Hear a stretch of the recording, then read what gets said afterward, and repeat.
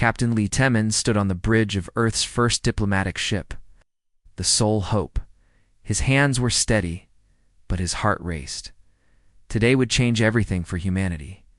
After 200 years of dreaming about aliens, they were about to meet them. "Captain, we have contact," said Dr. Park Sumi from her station. She was Earth's best expert on alien languages, though she had never spoken to a real alien before. "The ship is huge, much bigger than ours." Lee looked at the main screen. The alien vessel was like nothing he had ever seen. It was 10 times the size of their ship, with strange blue lights running along its surface. The metal looked smooth and perfect, like it was grown rather than built. "Open communications," Lee ordered. His voice stayed calm even though his mind was racing. Behind him, General Kim Dae-yoon watched quietly. Kim was Earth's top military advisor, here to study alien weapons and defenses. The screen flickered. Then they saw their first alien. The creature was huge, at least 12 feet tall. It looked somewhat human, but its skin was pale blue, and its eyes were bright silver.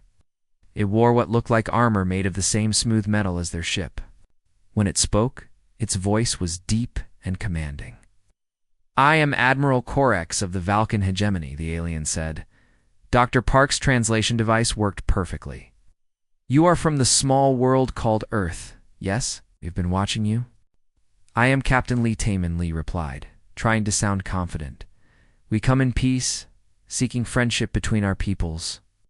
Admiral Orcs made a sound that might have been laughter. "Friendship? Small beings you do not understand. We are the Valkan Hegemony. We control 3,000 star systems. You control one small planet. There can be no friendship between a giant and an ant." General Kim stepped forward. "Perhaps we could show you some of our culture and technology. We've brought gifts." "Gifts?" Korek seemed interested. "Yes, show us what your kind has made. We're curious about primitive species." Lee tried not to show his anger at being called primitive. Instead, he nodded to his crew. They brought out several items: art, music, and most importantly, examples of human weapons. They showed Korek's pictures of their best tanks, the M1 Abrams. They demonstrated a rifle and explained how bullets worked. They showed him missiles and artillery shells. As they explained each weapon, Korek's expression changed. At first he looked curious, then confused. Finally, he began to laugh. "These are your weapons?" Korek asked, his silver eyes wide with amusement. "You still throw metal rocks at each other?" Other Valkan officers appeared on the screen behind him. They were all laughing now. "Admiral," one of them said, "they use chemical explosions to push small pieces of metal. It is like watching children play with sticks and stones." "And these tanks," another officer added, looking at the M1 Abrams pictures. "They roll on the ground like primitive beasts. They shoot solid metal balls." "Do they even damage anything?" Korek wiped his eyes. "Forgive us, small humans. Do not mean to laugh at your efforts. It is just... We stopped using such crude weapons 50,000 years ago. We use energy now. It's plasma weapons that can melt through any armor. It's force shields that stop any attack." He gestured, and the screen showed Valkan weapons. Their guns looked like they were made of light and energy. Their soldiers wore armor that glowed with protective fields. "Your metal rocks would bounce off our shields like raindrops," Korek explained. "Your explosive powders would not even scratch our armor. It is ... cute, in a way." General Kim's face was red with anger, but he kept quiet. Lee could see him making mental notes about everything they were seeing. "You understand you are more advanced," Lee said carefully. "But perhaps we could learn from each other. Trade knowledge and trade." Korek laughed again. "Could you possibly offer us? Your metal rocks? Your chemical explosions?" "Small humans, you have one choice. Submit to the hegemony now, and we will protect you. Refuse, and we will take your world anyway." "Protect us from what?" Dr. Park asked. "From others who would not be as kind as we are," Korek replied. "The galaxy is dangerous. There are species that would destroy your world. For fun? But if you become part of the hegemony, you will be safe. You will mine resources for us, and we will keep you alive." Lee felt his heart sink. This was not the peaceful first contact humanity had hoped for. What if we refuse? He asked. Corax's smile faded. Then we will cleanse your world and take it. Anyway, but that would be wasteful. We prefer cooperation. We need time to think, Lee said. To discuss this with our leaders. Of course, Corax nodded. You have 30 of your days. After that, we will return with our fleet. Decide wisely. Small humans, your survival depends on it. The communication ended. The bridge was quiet for a long moment. They think we are jokes, General Kim said finally. They think our weapons are toys. Maybe that is good, Dr. Park said quietly. If they do not respect us, they will not be ready for us. Lee looked at both of them. You think we should fight? Against that? Pointed at where the alien ship had been on the screen. I think, Kim said slowly, that being underestimated has won many battles throughout history. Over the next few hours, they recorded everything they had learned. The Vulcan ship followed them partway back to Earth, then disappeared in a flash of light that was clearly faster than light travel. As Earth grew larger on their screen, Lee thought about what they had seen. Aliens were incredibly advanced. Their technology was like magic compared to human weapons. But they were also arrogant. They dismissed humanity completely. Captain Dr. Park said, I have been thinking about their shields. What about them? They said the shields stop any attack. But they were designed to stop energy weapons, plasma, lasers, things like that. I wonder, have they ever fought someone who still uses solid projectiles? Lee looked at her with new interest. You think our metal rocks might work? I think, she said, that 50,000 years of fighting only energy weapons might have made them. Forget about simpler solutions. General Kim smiled for the first time since they had met the aliens. All my years of military study, I have learned one thing. The enemy always has a weakness. We just have to find it. As the Soul Hope approached Earth, its crew carried news that would change everything. Humanity was no longer alone in the universe. They had found friends among the stars. They had found enemies instead. But sometimes Lee thought, as he watched, Earth grow larger. Its enemies teach you more about yourself than friends ever could. The question now was simple. Would humanity fight or surrender? In 30 days, they would find out. Ambassador Choi Minho sat in the great hall of the Vulcan capital ship. Round him, representatives from dozens of alien species watched and whispered. News of the primitive humans had spread across the galaxy faster than he had thought possible. These are the famous metal rock throwers, said a creature that looked like living crystal. The Zephyrite ambassador's voice sounded like wind chimes. How amusing. A floating gas creature, one of the nebulans, pulsed with colors that Choi's translator said meant laughter. We have studied their weapons data. They still use chemical combustion. Chemical, like burning wood to make fire. The Axiom representative was a mix of machine and flesh. Its red optical sensors focused on Choi. Our analysis confirms primitive status. Their most advanced weapon is equivalent to our children's training tools from 12,000 years ago. Choi tried to stay calm. He had volunteered for this mission knowing it would be difficult. But being mocked by dozens of alien species was harder than he had expected. Perhaps, he said politely, our different approaches could be complementary. We could learn much from each other. It's caused more laughter throughout the hall. Learn from you? The Zephyrite's crystal body rang like bells. What could advanced civilizations learn from a species that still throws metal balls at each other? Admiral Corax stood up from his large chair. The hall became quiet. The human speaks of learning, Corax said. This is good. We will teach them. Their weapons will be displayed in our Museum of Primitive Warfare. Future generations will see how species fought before they became civilized. You want to put our weapons in a museum? Choi asked. Of course. They are fascinating relics. Have weapons from the early days of many species, but none quite so primitive as yours. You still use gunpowder, explosive powder like ancient mining tools. The alien crowd laughed again. Choi felt his face grow hot with embarrassment and anger. Back on Earth, Engineer Yoon Hana watched the news broadcasts with growing frustration. Every galactic news channel was making jokes about human weapons. One show had comedians pretending to throw rocks at energy shields. Another showed cartoons of humans hitting spaceships with sticks. Humans still think loud noise and fire make Good weapons, one news host said. Their largest weapons are called tanks.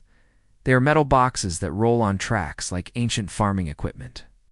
Yoon turned off the news and went back to her work. She had been studying every piece of Vulcan technology they had recorded. The more she learned, the more interested she became. Their energy shields were incredible. They could stop plasma beams, laser attacks, and particle weapons. The shields were designed by computers that had analyzed thousands of years of energy-based warfare. But as she dug deeper into the technical data, she found something interesting. The shields had never been tested against physical projectiles. Why would they be? No civilized species had used kinetic weapons for 50,000 years. Computer, she said to her lab's AI, run a simulation. What happens when a dense metal projectile moving at high velocity hits a Vulcan energy shield? The computer thought for several minutes. Insufficient data. The shield technology has no programming for solid matter interaction at combat speeds. Simulation cannot complete. Yoon smiled. Exactly. Meanwhile, pilot Kong Ji-ho was having his own discoveries. He had managed to get close to several Vulcan ships during routine patrol missions. The aliens didn't see him as a threat, so they didn't try to hide their activities. What he saw made him both worried and hopeful.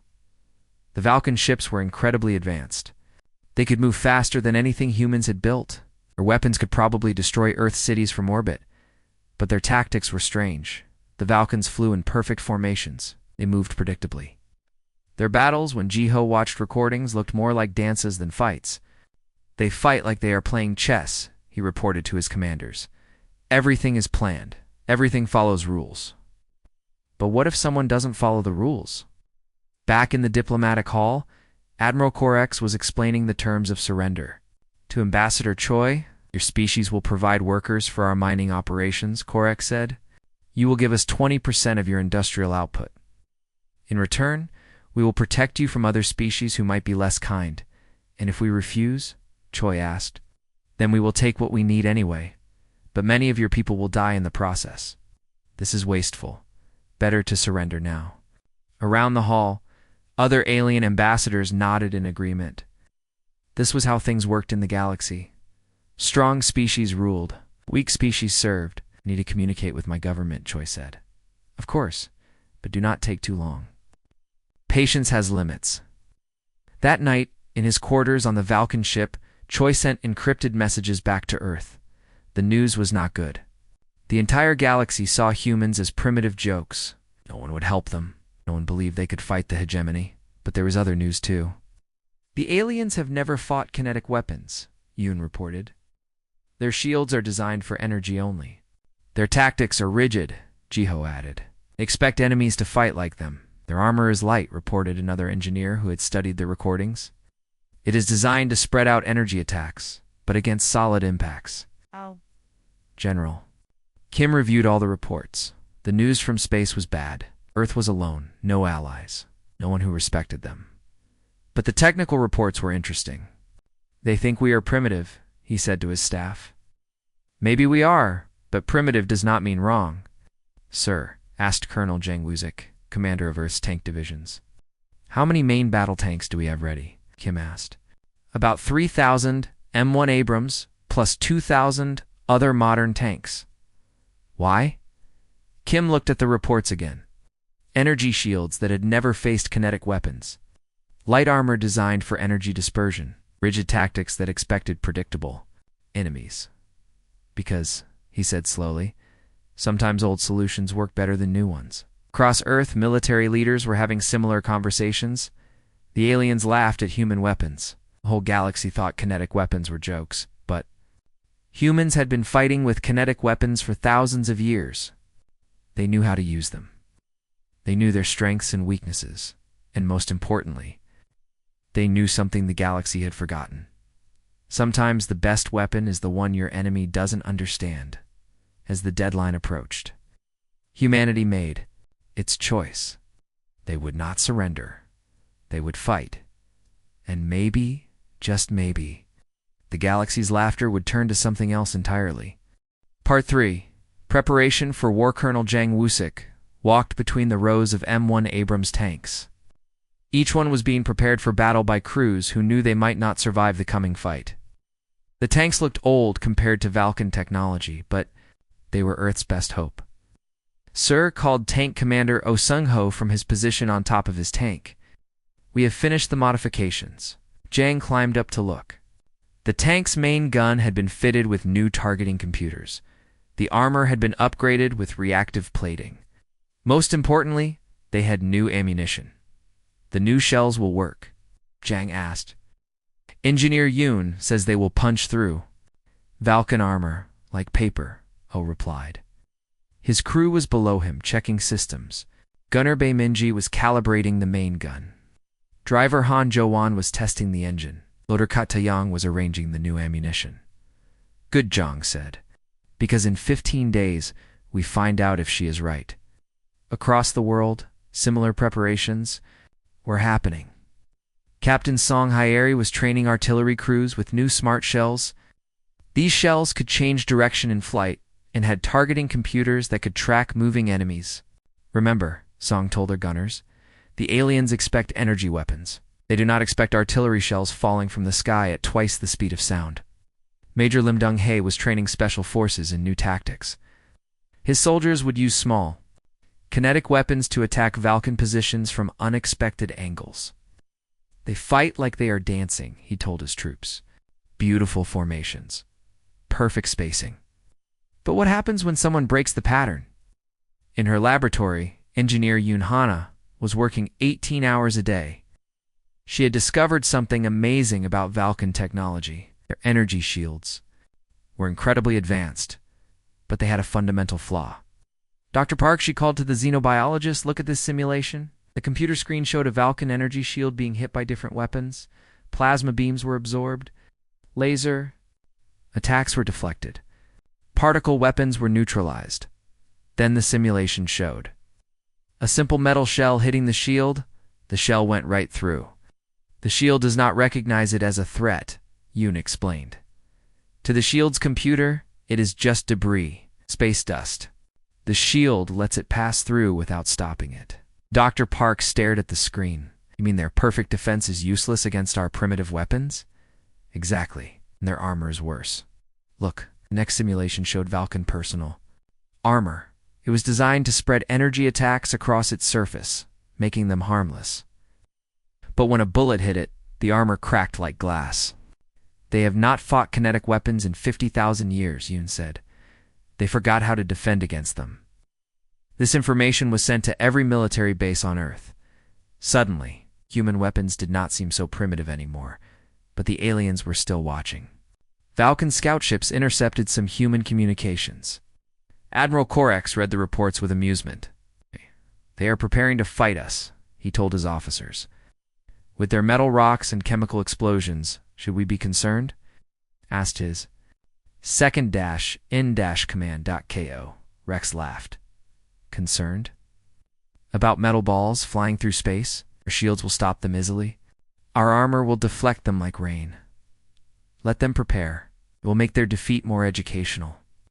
The Vulcans were so confident that they broadcast their invasion plans across the galaxy. Other species watched with interest, expecting to see humanity crushed quickly.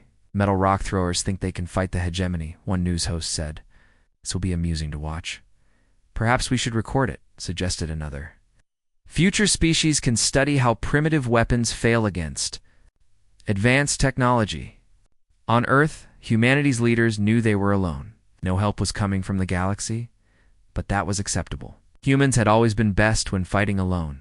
President Moon Jeshin addressed the world in a speech that would be remembered forever. They call our weapons primitive, he said. They laugh at our tanks and our guns. They think we are children playing with toys. Let them think this. Let them underestimate us. Throughout history, the greatest victories have come when the strong dismissed the weak. General Kim was now in charge of Earth's entire defense. He had divided the planet into combat zones. Each zone had tanks, artillery, air support, and infantry working together. The aliens fight in formations, he told his commanders. They use tactics that worked against energy weapons, but we are not using energy weapons. We'll hit them where they do not expect. We will use tactics they do not understand. The plan was simple. Let the Vulcans land. Let them deploy in their perfect formations, and hit them with combined arms. Attacks that they had never seen before. They think linearly, explained Captain Nam Jie, who commanded air support. Energy weapon to energy shield. Plasma beam to armor. But we think in 3 dimensions. Artillery from above, tanks from the sides, aircraft from all directions. As the deadline approached, Earth's factories worked day and night. Every piece of military equipment was repaired and upgraded.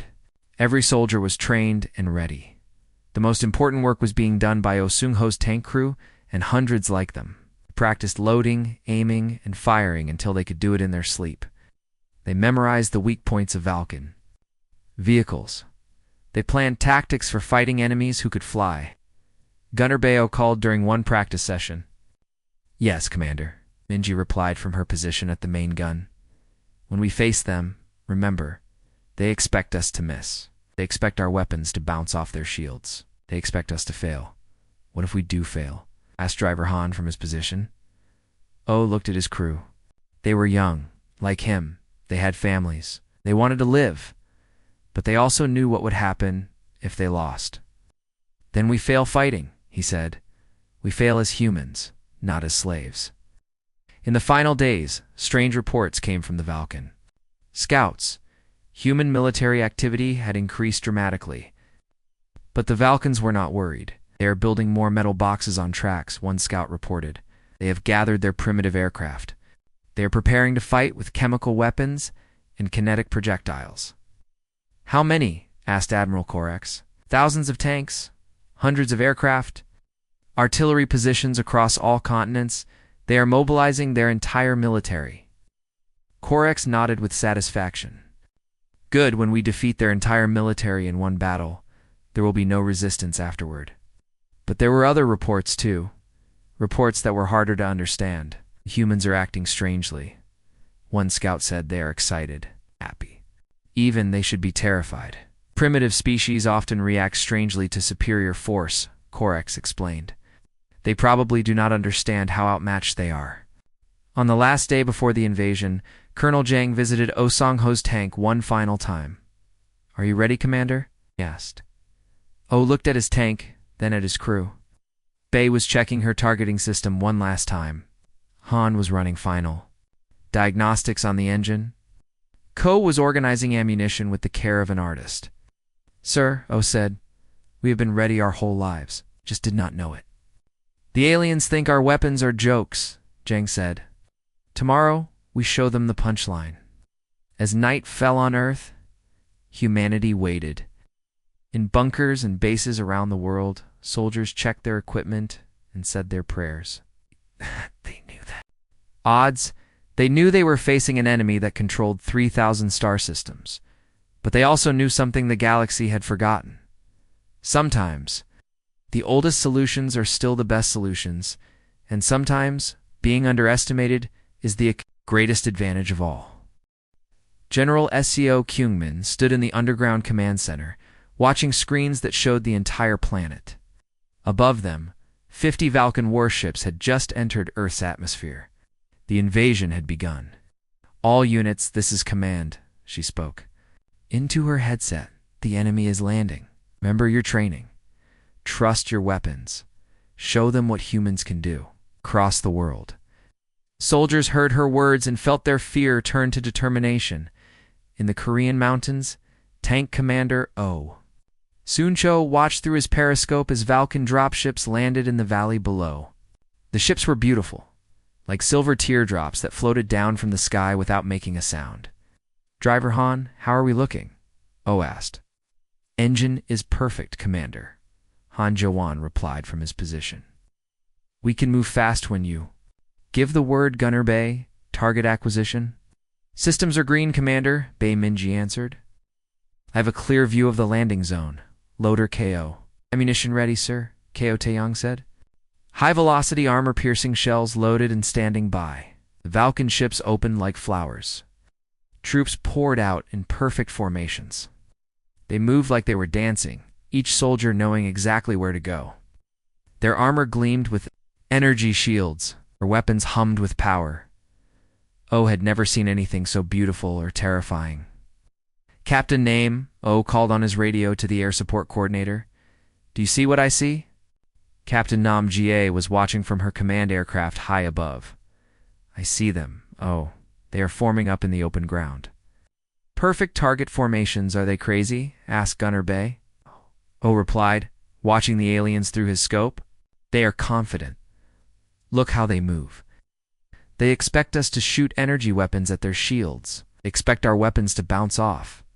The Valkan forces deployed just as General Kim had predicted. Beautiful formations in open ground. For tanks. Arranged in perfect lines. Infantry spread out in mathematical patterns. Admiral Korek stood on his command ship and smiled. Below him, his forces were showing the humans how a real military operated. Soon, the primitive defenders would attack with their chemical weapons and metal projectiles. Then this embarrassing display would be over. All human forces opened fire. General SEO commanded O Sunko's tank fired first. The 120 mm depleted uranium shell left the gun at over a mile per second. The Valkan hover tank it hit never had a chance. The shell went through the energy shield. Like it was not there, punched through the armor like paper, exploded inside the vehicle. The Valkan tank simply disappeared in a ball of fire and metal fragments. Target destroyed, Bay reported, sounding surprised by how easy it had been. Load another shell, O ordered. There are plenty more targets. Across the battlefield, hundreds of human tanks opened fire at the same time. Each shot was a perfect hit. Valkan hover tanks exploded. Valkan infantry positions were destroyed. The beautiful alien formations turned into chaos and flames. What is happening? Admiral Korex demanded from his command ship. Why are our shields not working? Sir, the human projectiles are passing through our shields without being stopped, reported his tactical officer. The shields do not recognize solid matter as a threat. That is impossible. Our shields stop everything, sir. They stop energy attacks. These are physical projectiles, metal shells moving at extreme velocity. For the first time in his long military career, Admiral Korex felt fear. On the ground, Valkan soldiers were learning the same lesson. Their energy shields, designed to stop plasma and laser attacks, were useless against bullets. Human infantry, using simple gunpowder weapons, were cutting through Valkan formations like they were made of paper. Fall back to defensive positions, Valkan commanders ordered. But there were no defensive positions. They had never needed them before. Osunko's tank crew was having the battle of their lives. Every shot was a hit. Every hit was a kill. The Valkans had superior technology, but they had never faced an enemy that used kinetic weapons. Commander Bay called out, I count 12 enemy vehicles destroyed. We have not taken any damage. Keep firing, O replied. Koao, how is our ammunition? Still plenty, sir, Ko reported. These shells cut through their armor like it was made of tinfoil. Captain Nam Jie coordinated air attacks from above. Human fighter jets, armed with simple missiles and cannons, were devastating the Valkan flying units. This is incredible, she reported to General SEO. Their aircraft cannot defend against physical projectiles. Our missiles are hitting targets at a 95% rate. The Valkans tried to adapt. They called for reinforcements. They changed formations. They attempted to use their superior speed and mobility. Nothing worked, Captain. Songhaieri's artillery units were having similar success. Her smart shells, guided by simple computer targeting, were hitting Valkan positions with devastating accuracy. The enemy is trying to retreat, she reported, but they cannot move fast enough to escape artillery fire. Keep firing, came the response from command. Do not let them reorganize. Major Lim Donghai's special forces were attacking Valkan supply lines. Using basic human weapons and tactics, they were destroying advanced alien equipment with embarrassing ease. Sir, one of his soldiers reported, their supply vehicles have no armor at all. They never expected to be attacked by kinetic weapons. Take them all out, Lim ordered. Cut their supply lines. Make them fight with what they have. Back in the command center, General SEO was watching reports come in from around the world. The story was the same everywhere. Human forces were winning. Not just winning, dominating. Ma'am, reported her intelligence officer, we are intercepting Valkan communications. They are calling for emergency reinforcements. They are requesting new tactics. They are panicking. On his command ship, Admiral Orcs was indeed panicking. His forces, the pride of the hegemony, were being destroyed by primitive weapons that should not have been able to hurt them. How many ships have we lost? He demanded. 47 ground vehicles destroyed, 23 aircraft down. Over 300 infantry casualties, came the response. And human losses, sir, ... minimal. Their metal boxes seem to be almost immune to our weapons. Our plasma beams dissipate against their sloped armor. Our energy weapons cannot lock onto their projectiles. Korek stared at the tactical display. His beautiful, organized attack had become a disaster. The humans were not fighting the way they were supposed to fight. They were not using energy weapons that could be stopped by shields. They were using brute force and simple physics, and it was working. Oh. Shung-Ho's tank had destroyed 15 Valken vehicles when the first counterattack came. A group of Valken hover tanks attempted to surround his position. Driver reverse, and turn left, O ordered. Gunner, target the lead vehicle. Han moved the tank with practiced skill. Bay tracked the target smoothly. Loaded another armor-piercing shell with the speed of long training. The human tank fired. Another Valken vehicle exploded. It cannot hit us, Bay reported with amazement. Their weapons cannot penetrate our armor, Kazo explained, as they moved to the next firing position. Their weapons are designed to fight other energy weapons. They never learned to fight steel and composite armor. The battle had been raging for 6 hours. In that time, human forces had destroyed over 200 Valken vehicles and killed or wounded thousands of alien soldiers. Human casualties were minimal. The galaxy was watching in shock. News broadcasts across dozens of species were showing the impossible. Humans were winning. The primitive species is defeating the hegemony, one news anchor reported in disbelief. Their metal rocks are destroying advanced Valken technology. Oh, this changes everything, said another. If humans can defeat the hegemony, what does that mean for the rest of us? As night fell on Earth, Admiral Koreks made a desperate decision. If ground tactics would not work, he would use his ship's main weapons to attack from orbit. Prepare orbital bombardment, he ordered. Destroy their cities. Show them the price of resistance. General SEO had prepared for this too. As the Valken ships moved into bombardment position, Earth's hidden defenses activated. Orbital kinetic kill satellites disguised as space debris suddenly came to life. They fired simple metal rods at the Valken ships. Sir, Koreks is tactical, officers screamed. We are under attack. The humans have orbital weapons. Impossible. Our sensors show nothing but debris in orbit. Sir, the debris is firing at us. Kinetic projectiles at extreme velocity. The first kinetic rod hit Korax's flagship like the fist of an angry god. The simple metal rod, moving at orbital velocity, punched through the ship's energy shields and armor like they were tissue paper. The flagship's engines exploded. The ship began to fall toward Earth. Abandon ship, Koreks ordered. But as he ran toward the escape pods, he could not understand what had happened. How had primitive humans defeated the most advanced military in the galaxy? The answer was simple, though he would never understand it. Sometimes, old solutions work better than new ones, and sometimes being underestimated is the greatest weapon of all. Tank Commander Oh Sung-ho stood on top of his M1 Abrams, looking across the valley that had been a battlefield just hours before. Smoke rose from the wreckage of hundreds of Valken vehicles. The ground was covered in ash from the destroyed alien technology. The air smelled of burned metal and victory. Commander Gunner Bay Minji called from below. We just got word from Colonel Jang. The aliens are requesting surrender terms. Who smiled. After 18 hours of continuous battle, it was over. The mighty Valken hegemony rulers of 3,000 star systems had been defeated by humans and their primitive weapons. How many did we get? He asked. Our tank destroyed 23 enemy vehicles, reported Loader Koatang with pride. Driver Han got us out of trouble 16 times, and Gunner Bay never missed a shot. Not once, Han Jae-won added from his position. Every shot was perfect. Oh looked at his crew with deep respect. These young people had just made history. It had proven that human courage and skill could defeat any technology. Across the planet, similar scenes were playing out. At Captain Song, Hyari's artillery had turned entire Valkan formations into smoking craters. Major Lim Dong-hae's special forces had captured 3 alien command posts without losing a single soldier.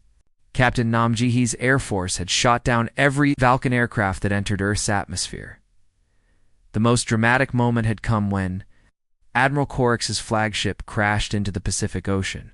The mighty warship, pride of the hegemony fleet, had been brought down by a simple metal rod fired from orbit. As rescue ships pulled Valkan survivors from the water, the galaxy watched in amazement. In the underground command center, General Seo Kung-min received the final battle reports. Numbers were almost unbelievable. Human casualties, 47 wounded, 12 killed, reported her aide. Valkan casualties, over 15,000 killed or wounded, 3,000 captured. Equipment destroyed, 436 vehicles, 52 aircraft, 17 ships.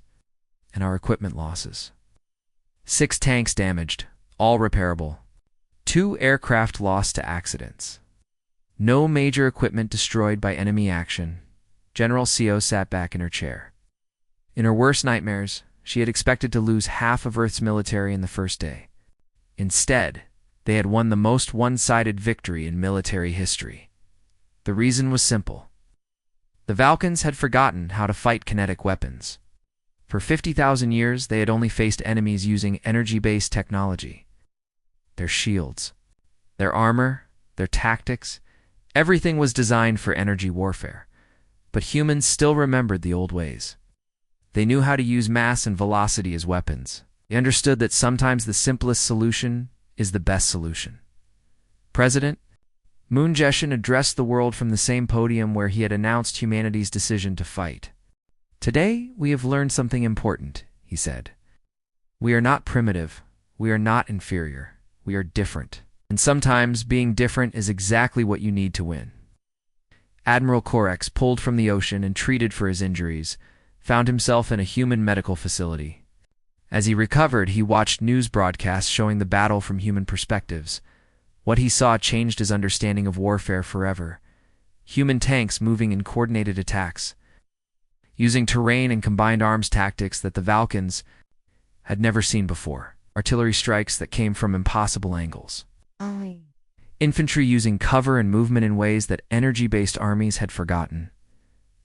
He asked Dr. Park Sumi, who was serving as translator during his medical treatment, "How did you defeat us so easily?" "You made assumptions," she replied kindly. "You assumed that advanced meant better. You assumed that newer technology was always superior. You forgot that old methods exist because they work. But our technology is thousands of years more advanced than yours." "Yes, it is.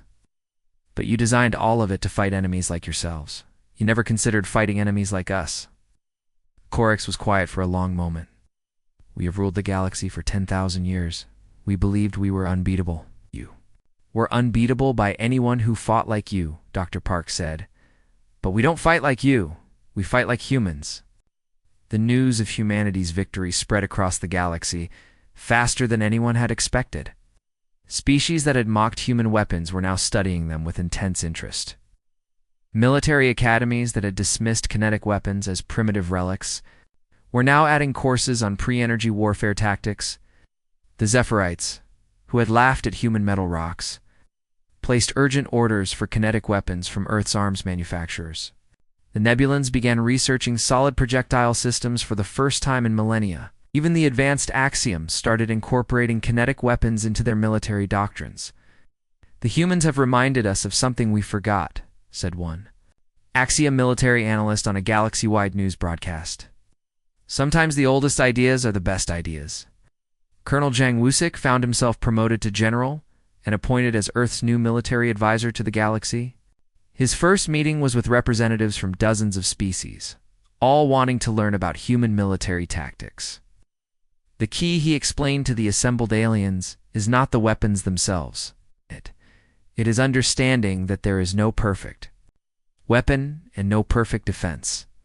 Everything has weaknesses. You just have to find them. But how do we defend against kinetic weapons? Asked a Valkan officer who had survived the battle. The same way we defend against energy weapons, Jang replied. Armor, distance, movement, and tactics. But you have to design your defenses for the threats you actually face, not the threats you expect to face. Sung Ho and his tank crew became celebrities across Earth and eventually throughout the galaxy. Their tank, which had destroyed 23 Valkan vehicles in a single battle, was put on display in museums on dozens of worlds. Does it feel strange? A reporter asked. Oh, that your old tank is now famous across the galaxy? Not really, O replied. No. Good tools are good tools, whether they are new or old. We just used our tools the way they were meant to be used. The Valkan hegemony, faced with the reality that their military doctrine was fundamentally flawed, requested peace negotiations. The terms were simple: mutual respect, fair trade, and no more demands for tribute or surrender. We underestimated you, Admiral Korex admitted during the peace ceremony. We thought advanced technology made us superior. We forgot that skill and courage matter more than the age of your weapons. President Moon shook the alien's hand. We all learn from our mistakes. The important thing is that we learn. As the peace treaty was signed, broadcast live across the galaxy, something historic happened. For the first time in 50,000 years, a species armed with kinetic weapons was recognized as equals by the galactic community. But the changes went deeper than politics. Military thinking across the galaxy was revolutionized. The old assumption that newer was always better was questioned for the first time in millennia. Engineering schools began teaching courses on kinetic weapons. Military academies added human instructors to teach primitive tactics. Arms manufacturers rushed to develop new kinetic weapon systems. The galaxy had learned a lesson that humanity had never forgotten. The best weapon is not always the most advanced weapon. Sometimes it is simply the weapon that your enemy cannot defend against. Engineer Yoon Hana found herself appointed as director of the new Galactic Institute for Kinetic Weapons Research. Scientists from dozens of species came to study under her guidance. The humans did not win because their weapons were better, she explained to her first class of alien students. They won because they understood their weapons completely.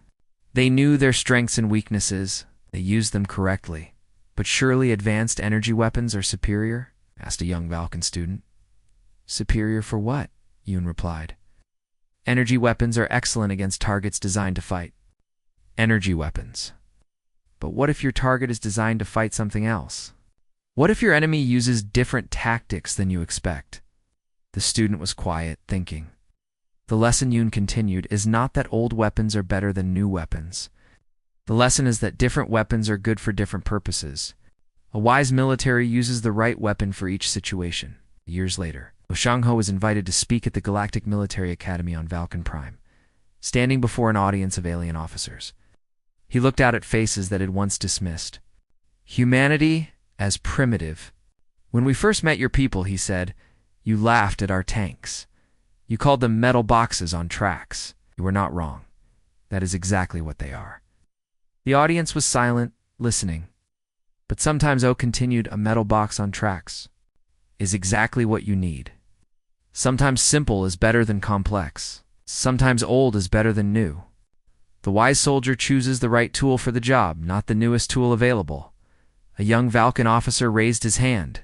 Commander O, what advice would you give to someone facing a superior enemy? O smiled, remembering his own fear before the battle. Study your enemy carefully. Find their weaknesses, and use your strengths against those weaknesses. And remember, being underestimated is often the greatest advantage you can have. As O finished his speech, the audience of alien officers stood and applauded. These were the same species that had once mocked human weapons. Now they were learning from human experience. The galaxy had changed. The old assumptions about primitive and advanced, inferior and superior, had been shattered by the simple truth that different does not mean worse. And in museums across thousands of worlds, M1 Abrams tanks sat in places of honor, reminders of the day that primitive weapons turned a galactic empire's army to ash, and taught the universe that sometimes the oldest solutions are still the best solutions. The humans had not just won a war. They had one respect, and in a galaxy full of ancient civilizations that was worth more than any advanced technology.